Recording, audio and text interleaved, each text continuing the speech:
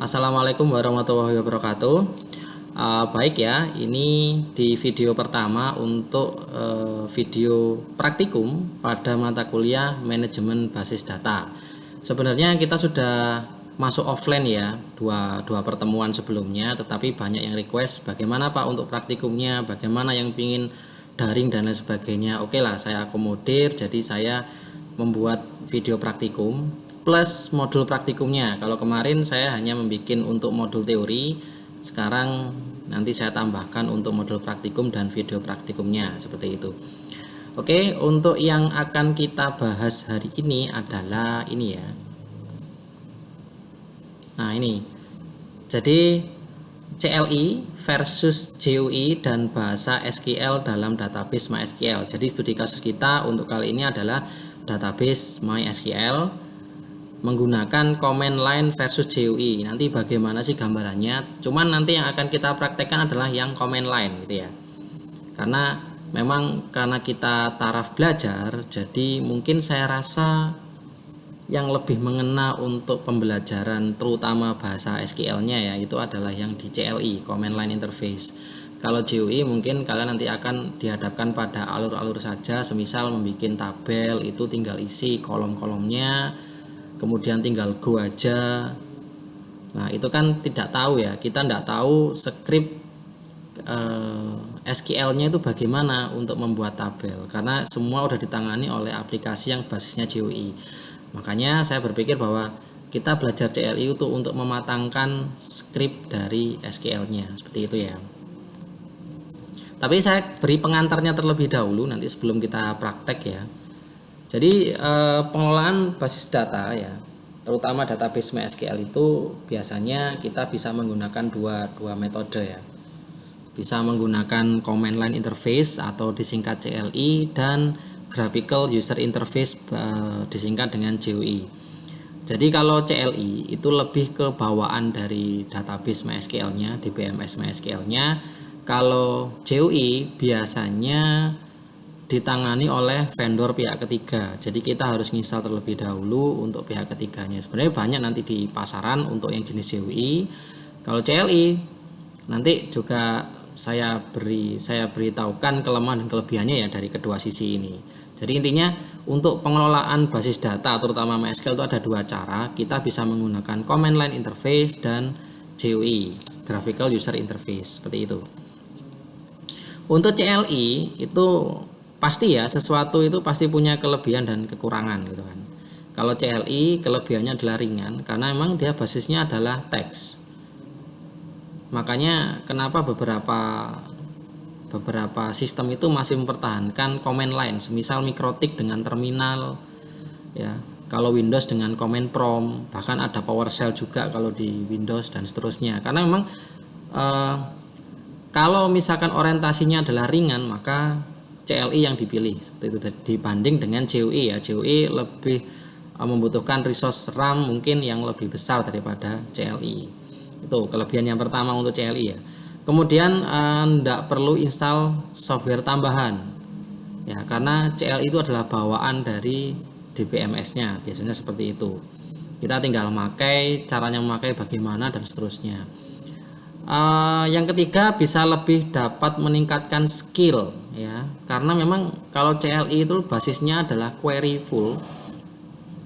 Kita mau ngapain juga ada query-nya seperti itu, maka untuk pembelajaran dirasa lebih baik ya, karena itu tadi lebih hafal nanti query-nya. Kalau nanti sudah hafal dan menggunakan GUI dengan alasan lebih praktis itu tidak ada masalah, tetapi karena kita taraf belajar berarti kita menggunakan CLI terlebih dahulu gitu ya. Untuk kekurangannya memang untuk pengoperasiannya lebih kompleks ya, karena membutuhkan skill ya. Jadi enggak langsung kita bisa menggunakan seperti di GUI karena lebih mudah, tetapi di sini butuh skill, kita harus belajar terlebih dahulu. Untuk waktu belajarnya bagaimana, semua tergantung personalnya masing-masing. Ada yang belajarnya lebih cepat, ada yang lebih lambat ya, tergantung personalnya bagaimana untuk memahami itu tadi, memahami cara pengoperasiannya itu ya.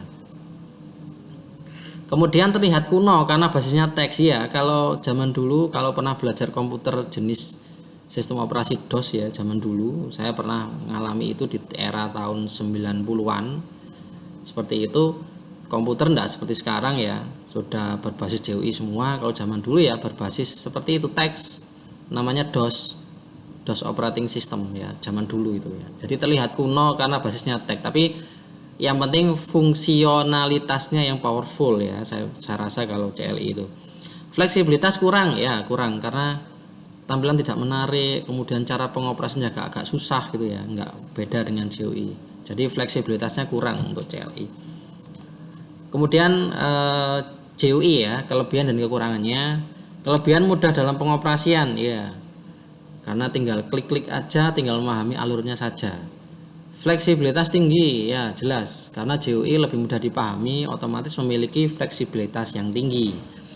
Kemudian banyak pilihan interface dari berbagai merek ya. Nanti misalkan kalian pernah diajari di semester sebelumnya ya, mata kuliah yang sejenis ini, sejenis manajemen basis data, biasanya menggunakan PHP MyAdmin ya.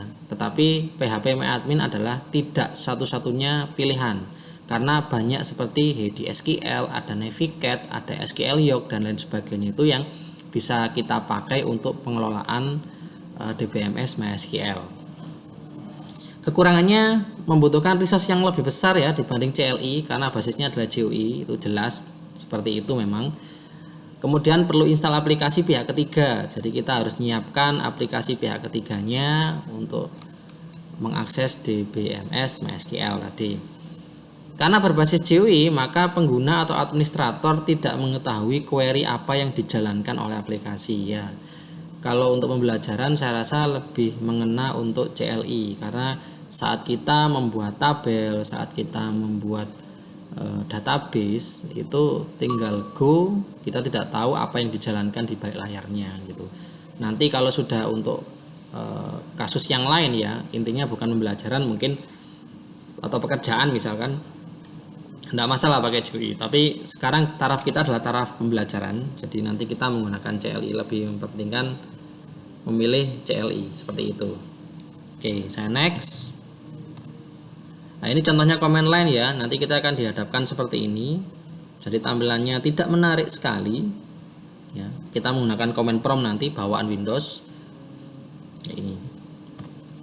Ini contoh kalau GUI ya, tampilannya lebih enak buat kita, lebih gampang untuk dilihat dan seterusnya ya. Ini nanti kalau sudah mahir tidak ada salahnya untuk menggunakan yang jenis GUI seperti itu. Nah, ini contoh perangkat lunaknya seperti yang saya sebutkan tadi. Kalau command line kita bisa menggunakan Windows Command Prompt bawaan dari Windows Operating System, kemudian Windows PowerShell, ada Git Bash. Kalau GUI ada Navicat, ada HEDI, ada SQLiOC dan lain-lain. Sangat banyak sekali ya untuk pilihan GUI. Tergantung kita suka pakai yang mana, karena seperti itu kan tergantung personnya. Personnya suka pakai yang mana kan gitu. Oke. Pada dasarnya jadi pengelolaan basis data secara umum, terutama database MySQL itu membutuhkan pengetahuan tentang bahasa SQL ya, bahasa SQL. Nanti saya jelaskan di slide berikutnya. Jika kita menggunakan command prompt ya, yang basisnya adalah command line tadi, maka kita harus benar-benar memahami SQL-nya itu bagaimana, karena perintah itu yang akan dikerjakan oleh command prompt-nya. Jadi by apa yang kita ketik ya. Tapi kalau by GUI kita tinggal klik aja, klik udah gitu aja ya, selesai. Jadi kita cukup memahami cara kerjanya, alurnya saja. Jadi SQL-nya akan dijalankan di balik layar. Itu kelemahan kalau GUI. Oke, sebenarnya pertanyaan berikutnya adalah apa sih bahasa SQL itu? Nah, gitu ya. Jadi SQL itu sebenarnya singkatan dari ini, Structured Query Language. Yaitu sebuah bahasa khusus yang digunakan untuk pengelolaan struktur maupun data dalam DBMS. Jadi rata-rata DBMS yang ada di pasaran sekarang menggunakan standar bahasa SQL, walaupun nanti kalian akan menemukan perbedaan kecil ya di antara SQL yang diterapkan di database yang satu dengan database yang lain. Semisal saya kasih contoh seperti ini. Jika saya mengambil 5 data teratas ya, kalau di MySQL itu menggunakan limit. Tetapi kalau misal saya kasih contoh di Microsoft Access, maka tidak ada limit, tetapi menggunakan top. Ya, kayak gitu, itu contoh. Tapi enggak semua perubahannya tidak signifikan yang saya maksud. Jadi ada perubahan beberapa fungsi sedikit aja, itu yang agak sedikit berbeda. Tidak semuanya. Jadi rata-rata misalkan untuk mengambil data ya select bintang from nama tabelnya, seperti itu sama semua. Tapi nanti ada beberapa fungsi yang agak beda sedikit gitu ya antar database itu tadi. Bahasa SQL menjadi standar bahasa pada hampir keseluruhan dari jenis DBMS yang ada ya, terutama jenis database relasional. Tetapi ada juga yang tidak menggunakan SQL, seperti contoh kategori database yang NoSQL, seperti Firebase gitu ya. Itu mempunyai aturan sendiri untuk mengakses datanya. Tapi kebanyakan dominan masih menggunakan SQL di beberapa jenis database. Berdasarkan pengelolaannya, jadi bahasa SQL itu nanti dibagi jadi 3. Yang pertama adalah DDL, Data Definition Language, kemudian DML, Data Manipulation Language, kemudian ada data DCL, Data Control Language. Seperti apa sih ketiganya ini? Nah, nanti akan saya jelaskan di slide berikutnya. Data Definition Language atau DDL itu bagian dari bahasa SQL yang memiliki fungsi untuk pengelolaan struktur dari DBMS-nya. Ya, jadi yang perlu saya tekankan lagi adalah DDL itu untuk atau berfungsi untuk pengelolaan struktur dari DBMS. Jadi apapun yang berhubungan dengan struktur berarti dia masuk kategori DDL gitu ya. Contohnya ada create, alter, rename, drop, show, describe dan lain-lain banyak. Jadi create untuk membuat, alter untuk mengedit, rename untuk merubah namanya, drop untuk menghapus, show untuk menampilkan. Tetapi fungsi-fungsi ini digunakan untuk struktur, semisal create tabel, alter tabel, rename tabel, drop tabel, gitu ya. Create database lah seperti itu. Itu masuk kategori DDL. Ya, ini contohnya. Kemudian saya bisa contohkan untuk script query-nya ya seperti ini ya. Contoh create database Siakat. Maka yang dimaksud adalah membuat database yang bernama Siakat. Kemudian bawahnya lagi ada create tabel mahasiswa, buka kurung, ada NIM, ada nama, ada tanggal lahir, primary key. Ini digunakan untuk membuat sebuah tabel ya. Ini coraknya, nanti kita bahas lebih lanjut. Ini hanya awalan saja dulu. Kemudian ada rename table mahasiswa to MHS. Ini untuk mengubah nama tabel dari mahasiswa ke MHS seperti itu. Kemudian ada lagi alter tabel, add kelahiran. Nah, ini buat menambah kolom ya dari tabel yang sudah ada. Jadi gampangannya tabelnya diedit untuk ditambahkan kolom seperti itu. Show database untuk memunculkan database apa aja yang ada dalam sebuah server. Show tabel untuk menampilkan tabel apa aja yang ada di dalam sebuah database. Describe MHS digunakan untuk menggambarkan tabel MHS. Jadi kolomnya apa aja, tipe datanya apa aja, primary key-nya mana dan seterusnya seperti itu ya. Drop table itu untuk menghapus tabel. Dan lain-lain, nanti banyak yang kita bahas, nanti banyak. Jadi ini masih awalan, jadi ini hanya dasarnya dulu ya. Kemudian ada DML, Data Manipulation Language ya, atau disingkat DML itu. Jadi bagian dari bahasa SQL yang memiliki fungsi untuk pengelolaan dari DBMS. Nah, ini nanti intensitas penggunanya sangat tinggi ya untuk DML, karena mungkin ya kalau kita DDL paling hanya di awal aja, atau jika ada perubahan pada struktur DBMS-nya. Tetapi jika DML itu adalah fungsinya digunakan untuk mengolah data. Jadi data kita butuh informasi baru pun ya tetap ini digunakan ya. Jadi intensitas penggunaannya tinggi untuk DML. Contohnya adalah insert into, update, delete, select. Jadi yang berhubungan dengan data itu yang perlu diingat ya untuk DML. Contohnya ada banyak, ini ada insert into mahasiswa, insert into MHS, bla bla bla bla, insert into MHS value, bla bla bla, banyak ya. Jadi seperti ini contoh DML, ini yang dikategorikan sebagai DML. Oke, saya lanjut. DCL. Jadi bagian dari bahasa SQL yang memiliki fungsi untuk pengelolaan akun ya atau hak aksesnya, privilege. Jadi bisa menambah akun, menghapus akun, memberikan hak akses tambah, hapus, update gitu ya, pakai grant atau revoke. Revoke itu untuk menghapus hak akses biasanya ya. Kebalikan dari grant.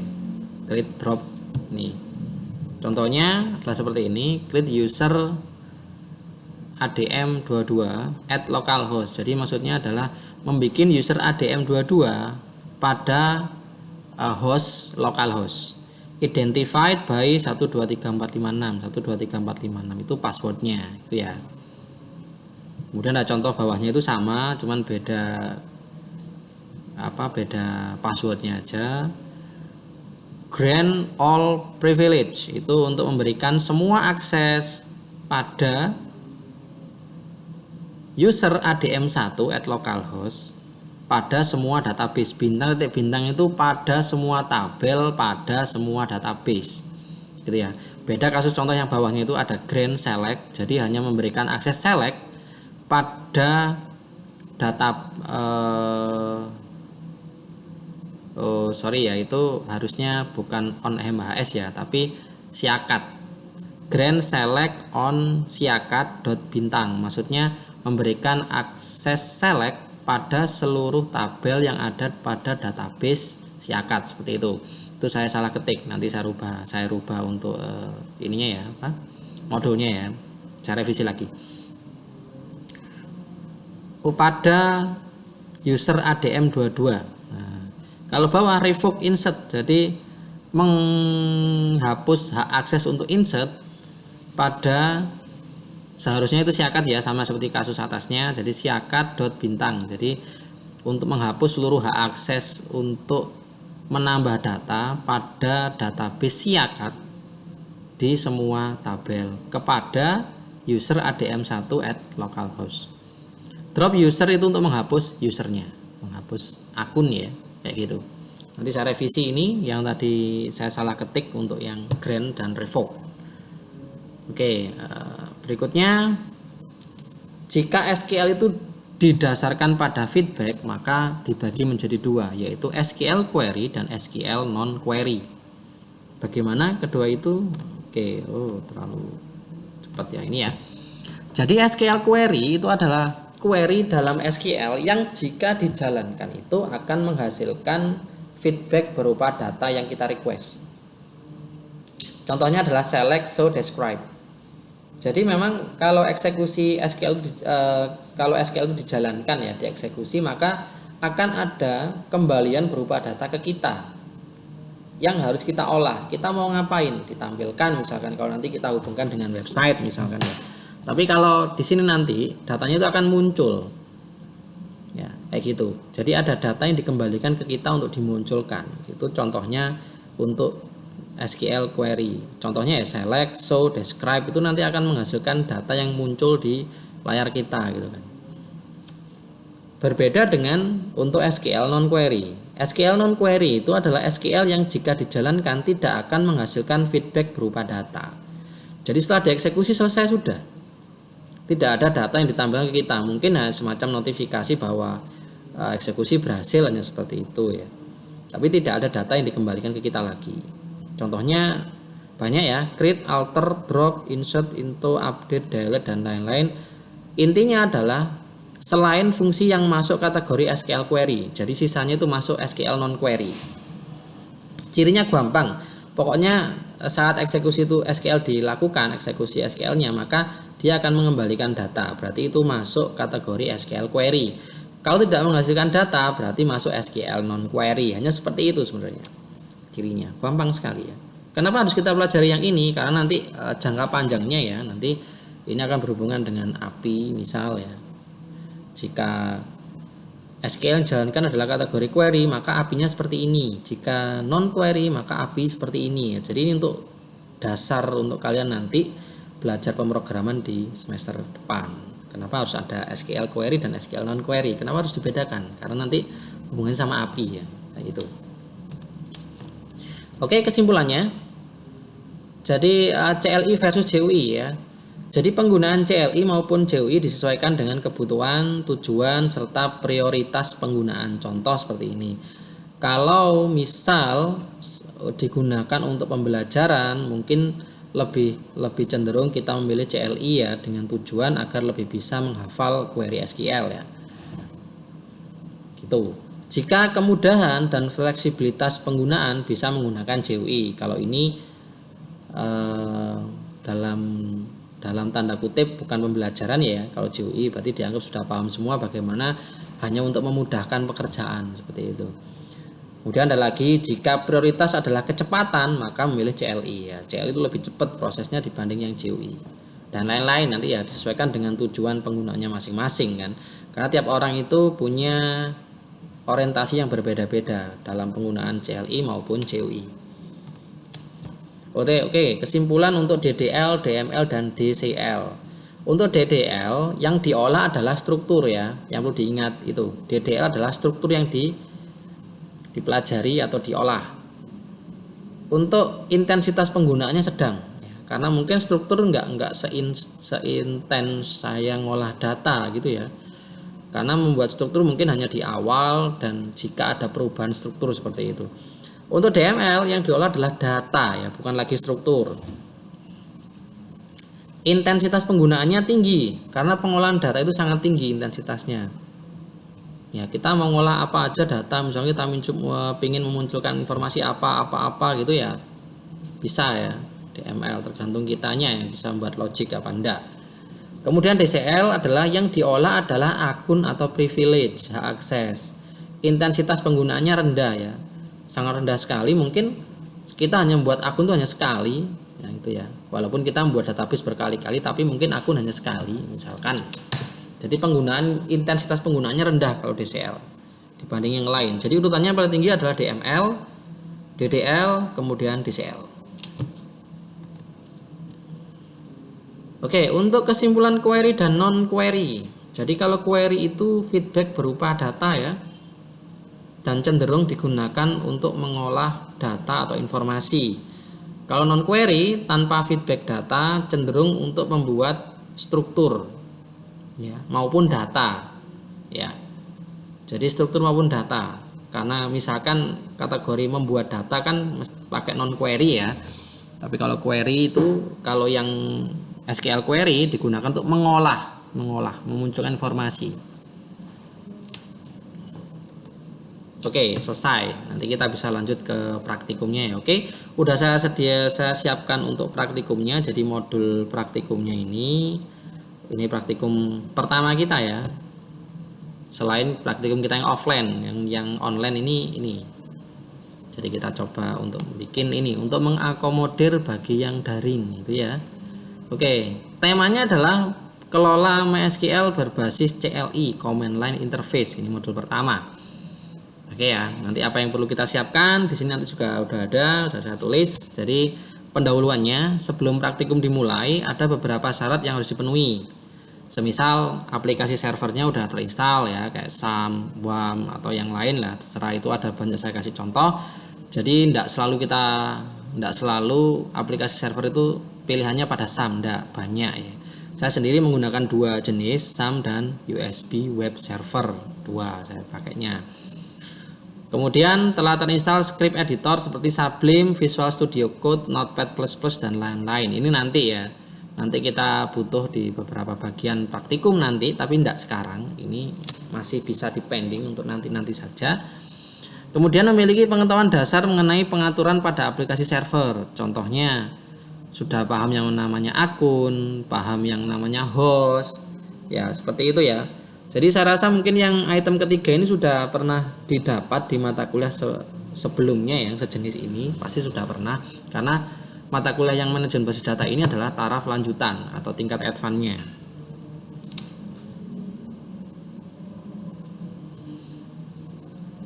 Oke, untuk skenario praktikumnya bagaimana? Jadi praktikum yang akan dilakukan adalah pengolahan sederhana pada database MySQL menggunakan fitur bawaan yaitu Command Line Interface CLI ya. Skenarionya adalah nanti kita menggunakan aplikasi server SAM ya. Kita studi kasusnya pakai SAM saja karena dominan itu yang kalian gunakan sekarang. Tetapi jangan berpikir bahwa SAM itu adalah pilihan satu-satunya. Jangan seperti itu karena banyak yang lain. Menggunakan akun root ya. Nanti kita menggunakan akun root. Kecuali nanti kalau kita sudah membahas DCL, Data Control Language, nanti mungkin kita bisa membuat akun lain selain root gitu ya. Kemudian perhatikan lokasi path instalasi SAM. Nah, ini yang sering tidak tahu. Saya nginstal SAM itu di mana? Di C apa di D apa di E? Jadi jangan sampai kalian tidak tahu, nginstal masa tidak sadar kan gitu. Jadi nanti kenapa kok harus tahu path-nya? Karena nanti kita harus masuk ke dalam folder bin milik SAM. Kalau tidak tahu SAM diinstal di mana, maka juga akan susah. Path-nya di mana ya kan bingung juga. Jadi perhatikan lokasi path instalasi SAM-nya di mana. Kayak gitu. Karena kemarin ada kejadian nulis C-nya salah, nggak ada folder itu. Udah diberitahu sistem bahwa folder itu nggak ada. Ternyata diinstal di E gitu ya. Nah, kan sangat lucu sekali masa path-nya nggak paham install di mana gitu. Oke. Karena kita menggunakan command line interface ya CLI, maka pastikan service MySQL-nya dengan status running. Ya, kalau mungkin kalian biasanya menggunakan PHP MyAdmin, maka Apache-nya juga harus jalan. Ya, karena PHP MyAdmin dianggap sebagai aplikasi pihak ketiga ya. Dan karena basisnya web, maka dia membutuhkan service Apache jalan. Karena saat ini kita menggunakan command line interface, maka kita hanya butuh service MySQL-nya saja yang status running. Nggak perlu Apache karena kita nggak menggunakan pihak ketiga ya. Karena kita menggunakan command line bawaan dari MySQL. Jadi hanya butuh satu service saja. Kalau Apache-nya jalan gimana? Apache-nya jalan, nggak ada masalah. Cuman kita nggak butuh aja gitu. Tuh, oke, saya lanjut. Oke, langkahnya ya. Kita buka command prompt dan pastikan posisi kursor pada drive di mana SAM diinstal. Oke, saya buka command prompt. Silakan cara kalian bagaimana. Kalau saya pakai bendera sama R, langsung masuk di kotak dialog run cmd, gini akan keluar seperti ini. Nah, kayak gini ya kurang lebihnya. Nah, ini komen. Ini saya biarkan aja yang paling belakang ya. Atau sini saya maksimal saja. Gini, kemudian saya perbesar biar kelihatan. Nah, kurang lebih segini aja lah ya. Oke, segini aja ya. Jadi buka command prompt, oke sudah, dan pastikan posisi kursor pada drive di mana SAM diinstal. Ya, karena saya instalnya di C di sini ya, saya instalnya di C, maka di sini masuk folder kan. Di sini command promptnya defaultnya adalah masuk folder user / nama akun, ini nama akun dari laptop saya ya. Jadi di drive-nya saja ya, kita masuk drive-nya saja. Karena saya install SAM-nya di C, maka kita masuk ke drive-nya C-nya saja. Kita bisa pakai banyak cara untuk keluar dari folder, bisa menggunakan cd titik-titik sebanyak 2 kali atau cd slash juga bisa. Seperti ini, misalkan cd slash kayak gini ya. Nah, kita intinya masuk ke langsung ke C-nya ya, seperti ini. Oke, kita lihat hasilnya seperti ini ya. Oke, langkah berikutnya masuk ke dalam path bin milik SAM dengan perintah cd sam /mysql/bin ya. Jadi kita masuk ke folder binnya dari instalasi SAM. Jadi seperti ini, cd sam MySQL bin seperti ini. Kita enter. Nah, kita sudah masuk ke dalam folder SAM MySQL bin seperti ini ya. Oke, udah ini ya. Nah, ini ada. Seperti ini hasilnya nanti. Ya, udah sama ya. Lanjut ke berikutnya. Setelah masuk ke folder bin, maka kita masuk ke dalam sistem MySQL-nya menggunakan user root dengan cara script itu ya, MySQL user root min p itu ya. Itu juga saya salah ketik. Harusnya MySQL-nya itu M-nya kecil bukan M besar ya. Nanti saya revisi untuk modulnya. Itu MySQL-nya tertulis besar, tidak sengaja kayaknya. Jadi kita menggunakan perintah MySQL spasi min u, itu maksudnya menggunakan user apa, spasi root, jadi usernya root, min p itu passwordnya apa, nanti kita tinggal enter aja. Jika muncul isian password, tekan enter saja jika passwordnya kosong ya. Jika user rootnya menggunakan password ya isi passwordnya. Jadi misal seperti ini, saya kasih contoh. Kalau sum itu default rootnya adalah tanpa password, tapi kalau WAM itu rootnya menggunakan password. Nah itu kan beda kasus ya. Nanti kalau menggunakan WAM juga bisa berbeda nanti ininya. Cuman perintahnya sama kok. Perintahnya sama, MySQL min u root min p, karena ini adalah dari MySQL-nya. Oke, kita coba. Jadi MySQL min u root min p seperti ini ya. Kalau saya enter akan dimintai password, enter password. Nah ini saya enter aja karena password rootnya kosong. Nah jika muncul tulisan welcome to MariaDB monitor, bahwa ini oke, sudah masuk ini ya, sudah masuk ke sistem DBMS nya. Jadi kita tinggal mau ngetikkan perintah apa ya. Di sini ada tipe help atau /h for help, tipe C untuk clear the current input statement. Kalau mau keluar dari sini nanti bisa tekan Ctrl C atau ketik exit ya. Nanti kalau mau keluar dari sistem MySQL-nya. Misalkan saya contoh itu help, saya tekan /h gini ya, contoh. Nah ini ada perintahnya ya. Jadi banyak ini helpnya, ada ini. Cuma nanti yang di sini akan kita perhatikan adalah yang /g ya, go. Jadi ini contoh yang beberapa ini ada go, bawahnya exit, /g send comment to MariaDB server. Jadi go ini digunakan untuk eksekusi perintah SQL. Jadi ini pengganti tombol go kalau di kalian JOE itu ya. Jadi go maksudnya diperintahkan untuk dieksekusi gitu.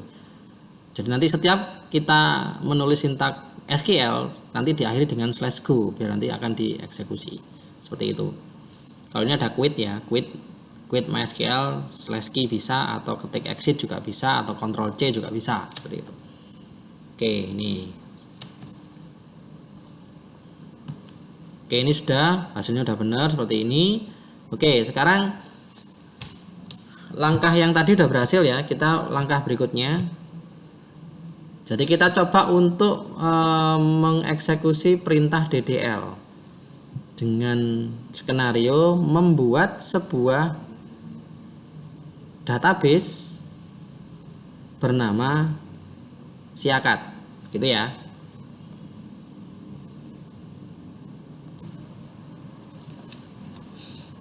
Kita membuat database yang bernama Siakat. Jadi query-nya adalah create database Siakat, kemudian diakhiri dengan /g seperti yang tadi di help ya untuk go-nya. Kita coba untuk ini, berarti create database Siakat /go ya. Oke, jika ada perintah keluar perintah query oke, satu row affected, berarti udah berhasil untuk membuat database Siakat ya di DBMS MySQL ini. Nah ini bukti bahwa udah berhasil ya, query oke, satu row affected 0,001 second. Ini masuk kategori DDL dan kategori SQL non query karena tidak menghasilkan data kan, tapi hanya semacam notifikasi bahwa berhasil seperti itu. Nanti kita juga akan menggunakan SQL query juga nanti. Oke, hasilnya seperti ini. Oke, udah benar. Kemudian langkah berikutnya adalah kita masuk ke database Siakat yang telah berhasil dibuat. Jadi setelah berhasil membuat database Siakat, maka kita masuk ke database-nya ya, berikutnya gitu, menggunakan perintah use Siakat. Jadi tulis saja use Siakat seperti ini tanpa go ya. Nah tanpa Go ya. Kalau khusus yang use tanpa Go, kalau yang create database itu pakai Go. Kalau ini tanpa Go. Buktinya kalau kita udah masuk adalah di dalam kurung setelah kata-kata MariaDB itu ada tulisan Siakat seperti ini. Berarti kita masuk ke dalam database Siakat. Nah, oke ya. Lihat, nah seperti ini. Oke, sudah masuk. Langkah berikutnya,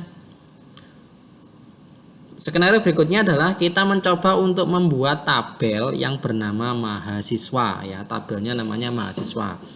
Tabel tersebut memiliki 3 kolom beserta tipe data sebagai berikut. Jadi nanti di dalam tabel mahasiswa itu ada 3 kolom. Yang pertama adalah NIM dengan tipe data char panjang 10, tidak boleh kosong, dan sebagai primary key. Kemudian yang kolom kedua adalah nama bertipe data varchar ya, bukan char tapi varchar yang ini, dengan panjang 50, tidak boleh kosong juga aturannya. Kemudian yang kolom ketiga adalah tanggal underscore lahir yang bertipe data date karena dia nyimpen dengan format tanggal ya, dan tidak boleh kosong. Oke. Maka gimana kita membuatnya?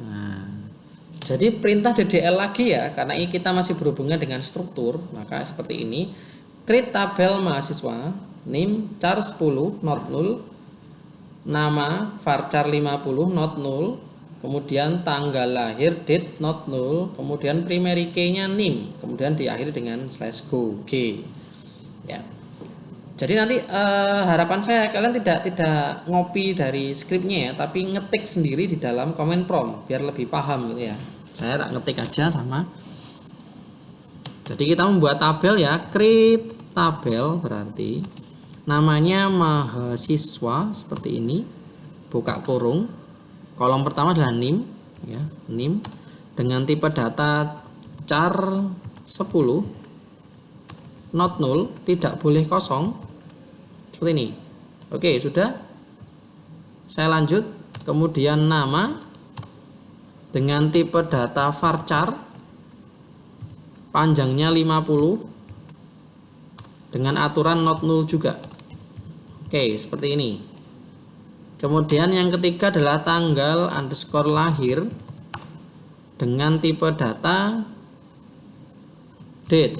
Oh, ini ke kanan ya. Bentar, saya gini dulu.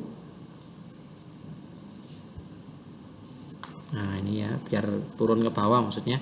Tanggal lahir dengan tipe data date not null. Kemudian kita set primary key. Primary key-nya NIM tadi ya. Ya, primary key-nya NIM. Primary key NIM. Nah, kurung, kemudian tutup kurung yang awal ya. Ini tutup kurung yang ini kan harus tutup juga, tutup seperti ini. Kemudian /g. Nah, seperti ini. Oke, jadi membuat tabel mahasiswa dengan 3 kolom. Yang pertama NIM dengan tipe data char 10, tidak boleh kosong. Nama dengan tipe data varchar 50, tidak boleh kosong, dan tanggal lahir dengan tipe data date tidak boleh kosong. Pengaturan primary key pada kolom NIM seperti ini. Kita enter. Query oke, null row affected. Oke. Query-nya oke, dijalankan. Seperti itu ya. Oke. Ini berhasil, berarti membuktikan bahwa ini berhasil. Kalau ada error nanti ketemu tulisan error gitu di sini. Apa errornya diberitahu oleh ininya, DBMS-nya ya, nanti by command line juga.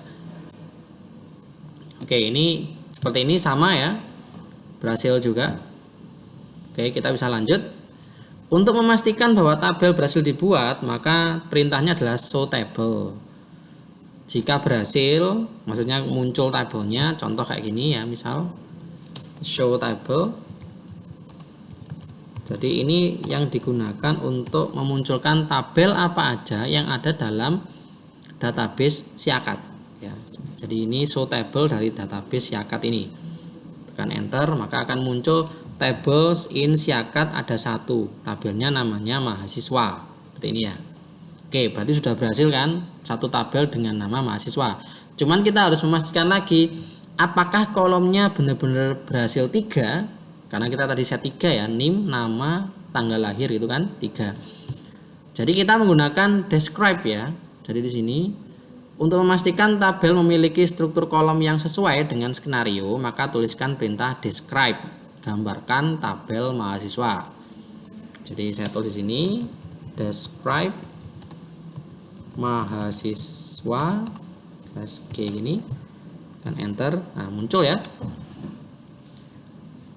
Jadi tabel mahasiswa itu terdiri dari 3 kolom atau 3 field ya, istilahnya di sini field atau kolom kita nyebutnya ya. NIM, nama, tanggal lahir dengan tipe data masing-masing itu sesuai dengan yang kita setting saat menjalankan perintah DDL tadi. Nullnya no, jadi not null itu no. Primary key-nya itu NIM ya. Itu. Oke, udah berhasil ya. Kita membuat tabelnya berhasil plus strukturnya juga sudah sesuai dengan yang kita inginkan. Oke, kita bisa lanjut ke skenario berikutnya. Ini contohnya, oke hasilnya nanti kita bisa bandingkan. Jadi buat kalian itu hasilnya nanti kalau benar seperti ini.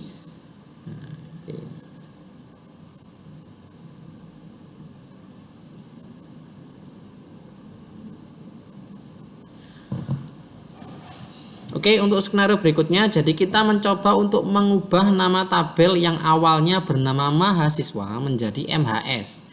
Jadi kita ini coba praktek bagaimana kita mengubah nama tabel gitu ya. Jadi menggunakan rename table mahasiswa to MHS. Jadi gini, oke. Nanti kita menggunakan fungsi rename table, sebutkan nama tabelnya mahasiswa to, sebutkan nama yang baru MHS seperti ini. Diakhiri /G seperti biasa ya, go ya.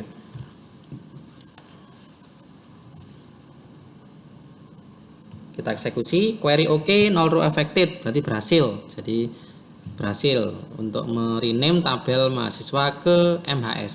Cuman kita harus buktikan ya. Kita harus buktikan bener enggak berhasilnya itu. Jadi kita eksekusi perintah ini, contohnya kalau berhasil ya sama.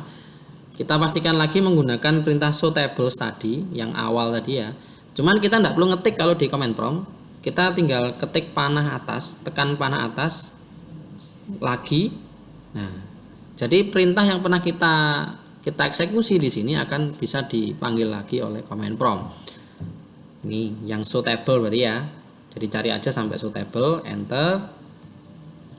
Tabel Insiakat ada satu, namanya bukan mahasiswa lagi tetapi MHS ya. Udah bener, jadi rename kita sudah bener. Nah, ini kayak gini.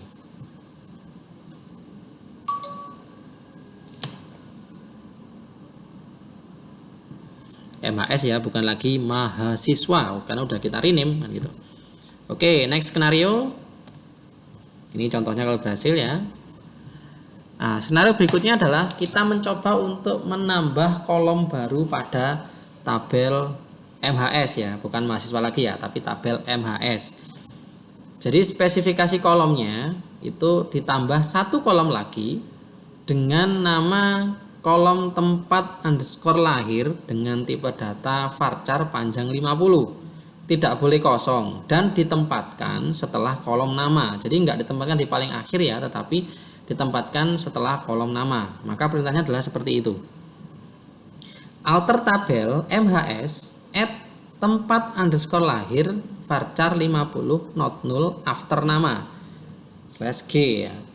Kalau memang kita ingin menambahkan kolom di akhir struktur dari tabel, maka tidak perlu menyebutkan after ya, langsung aja setelah not null selesai. Tapi karena di sini skenarionya adalah setelah kolom nama dan sebelum kolom tanggal underscore lahir, maka berarti nulisnya adalah after nama, seperti itu. Kita coba bikin di sini. Jadi alter table MHS ya, add kolomnya namanya tempat underscore lahir varchar 50 not null seperti ini,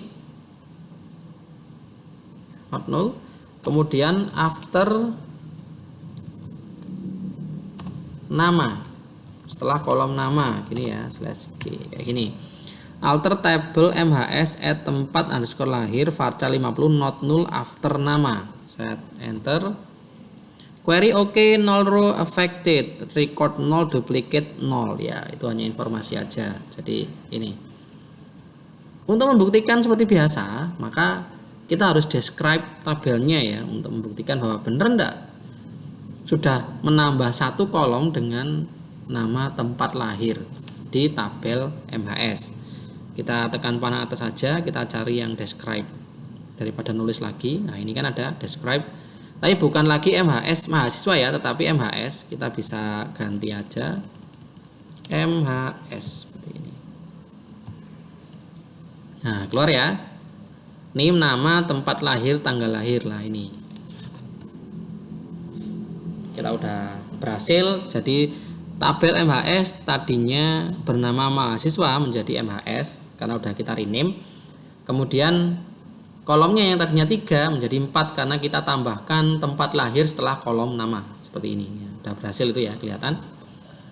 Oke, next skenario. Ini bukti kalau udah berhasil. Yang describe juga sudah. Nah, sekarang skenario berikutnya kita akan menambahkan data mahasiswa ke dalam tabel MHS. Gitu ya. Jadi karena data tabel MHS masih kosong, kita coba untuk menambahkan data, yaitu biodata mahasiswa, yaitu dengan NIM 4117113 dengan nama Ahmad, kelahiran Malang, dan tanggal lahirnya adalah 21 Januari 90. Maka perintah DML-nya adalah itu ya. Oke, kita langsung aja, nggak. Kalau kalian ngopi dari sini mungkin gagal nanti ya, karena petik yang digunakan adalah nggak seperti itu. Ini karena petik itu ikut tema dari slide gitu ya. Jadi seperti itu, harusnya nggak kayak gitu. Makanya saran saya adalah ngetik aja, sambil kalian juga biar paham script SQL-nya. Insert into MHS value ini ya. Oke, saya nulis saja di sini. Insert into MHS value, sebutkan NIM-nya 4117113 kalau tidak salah gitu tadi ya. Oke. Kemudian namanya Ahmad, kelahiran Malang. Karena value akan diawali dengan petik 1 ya, dan diakhiri dengan petik 1. Perintah dasar SQL ya. Saya rasa ini kan udah paham semua lah kalau ini. Tanggal lahirnya 21 Januari 90, berarti pakai format internasional. Seperti ini dibalik ya, tahun dulu, bulan baru tanggal. Seperti ini, tutup kurungnya, /g, seperti ini. Oke, enter. Query OK, 1 row affected. Nah, berarti berhasil ditambah. Oke, ini ya, next. Tampilan seperti ini, oke. Untuk memastikan bahwa data berhasil ditambahkan ke dalam tabel, maka perintahnya adalah select bintang from MHS, gitu ya. Select bintang from MHS /g. Nah, masuk ya. Jadi ada satu data yang ada di dalam tabel MHS, yaitu itu NIM 4117113, nama Ahmad, tempat lahir Malang, tanggal lahirnya 1990, bulan 1, tanggal 21. Oke, udah berhasil masuk. Kita bisa buktikan bahwa ada satu data di tabel MHS. Oke, next ya. Ini contohnya. Oke. Skenario berikutnya kita mencoba dengan cara yang sama. Jadi menambah data, tetapi kita mencoba untuk menambahkan data massal gitu ya. Jadi sebenarnya caranya sama, cuma nanti ada sedikit perbedaan di query-nya seperti itu. Langsung aja kita praktekkan kali ini ya. Jadi ada 2 mahasiswa lagi dengan NIM 4117114 dengan nama Budi Handoyo, kelahiran Jombang, tanggal lahir 4 Maret 91. Yang satunya adalah dengan NIM 4117115 dengan nama Citra Dewi, kelahiran Jombang, tanggal lahir 18 Juni 1990. Kita nulis perintah DML-nya ya di sini. Tetap sama ya, insert into MHS value seperti ini 41171114 ini ya, namanya Budi Handoyo, kelahiran Jombang, misal. Tanggal lahirnya tadi berapa? 4 Maret 91, berarti 9104 3 ya, 04 kayak gini ya, tutup kurung. Karena datanya lebih dari 1, maka setelah kurungnya ini kasih koma, buka kurung lagi. Data yang kedua 41171115 petik koma, petik lagi, namanya Citra Dewi kayak gini, kelahiran Jombang juga misal. Tanggal lahirnya tadi berapa? 18 Juni 90. Oh, tadi 91 ya, sorry. Oh ya, tadi benar 91 ya. Ini berarti 18 Juni. 90 18 Juni seperti ini. Nah, baru di G yang terakhir. Jadi kurungnya diberi koma untuk menambahkan data massal gitu ya. Saya eksekusi. Query oke, 2 row affected, record 2, duplicate 0, warning 0. Oke, berhasil ini ya. Untuk membuktikan seperti biasa ya, kayak tadi.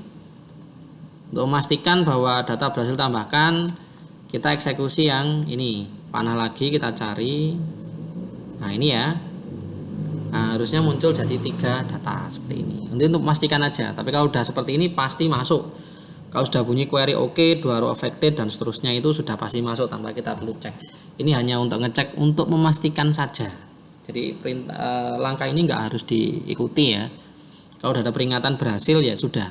Ini untuk memastikan saja yang ini. Oke, skenario berikutnya. Jadi kita coba untuk update sekarang ya. Jadi update data mahasiswanya. Jadi yang tadinya namanya Ahmad menjadi Ahmad Zuhairi. Jadi diupdate datanya.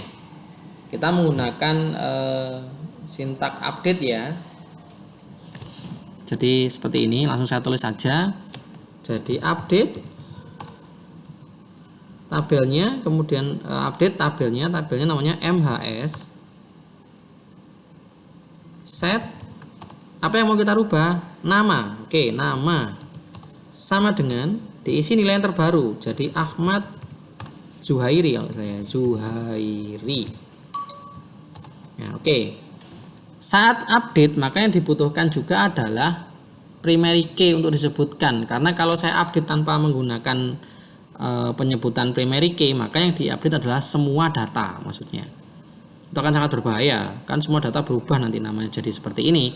Maka kita kasih where ya, where yang kita sebutkan adalah primary key-nya, where name sama dengan 41171113 ya, seperti ini /g, enter. Query oke, 1 row affected, row match 1, change 1, warning 0. Oke, berhasil itu ya. Berhasil. Untuk membuktikan seperti biasa, saya buktikan. Select bintang from MHS ya. Nah, namanya udah berubah jadi Ahmad Zuhairi. Untuk yang data dengan NIM 41171113 seperti ini.